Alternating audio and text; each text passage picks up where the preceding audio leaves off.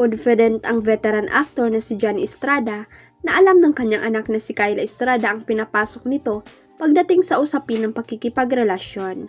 Hot topic ngayon sa social media ang umano'y pagkakamabutihan ng anak ni Jan at Janice de Belen sa kapamilya actor-singer na si Daniel Padilla. Maraming beses nang nakikitang magka-date sina Daniel at Kyla kahit na nga matagal nang tapos ang pinagsabahan nilang teleserye sa ABS-CBN na Incognito.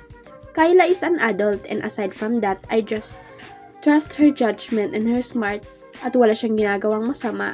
I'm very confident that whatever she decide to do in her life, pinag-isipan na niya lahat yon, ang payag ni Jan sa panayam ni Dolly Ann Carvajal. Also, it's not my story to tell, so I guess she will answer all the questions in her own time. All I do is to let her know and feel that she will always have my support and that I trust her and I'll always be here for her and her siblings.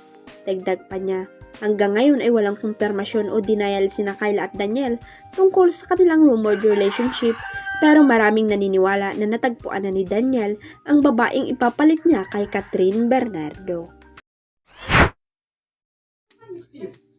Pasabog at sunod-sunod ang naging performance ng P-pop idol boy group na BGYO sa kanilang first major concert na sa New Frontier Theater noong October 4. Sinabayan ng magandang stage at lighting ang mga bonggang performances ng aces of P-pop ng ilan sa kanilang mga hit song gaya ng All These Ladies, Heartstring, Light My Fire, Giggle, Magnet at marami pa. Bongga rin ang solo performance ng 5 miyembro na sina Akira, Morishita, Jello Rivera, JL Turilisa, Mickey Clover at Nate Porcala. Pero ang pinaka-nagustuhan ng audience ay ang non-stop performances ng grupo, kaya tinawag sila ng ilang netizen bilang King of Non-Stop Performance. Naging training grounds talaga nila yung mga big events before na non-stop din ang performance. Grabe lang talaga ngayon ang halimaw nila. May panibagong bansag ulit sila Kings of Non-Stop Performance, sabi ng isang netizen. Truly 2 hours non-stop, kaya pala bawal na lumabas kasi marami ka mamimiss. Yung friend ko nga dahil hindi na niya talaga mapigilang break, pero 1 minute lang ata yun, nakabalik na siya. Flash ba siya?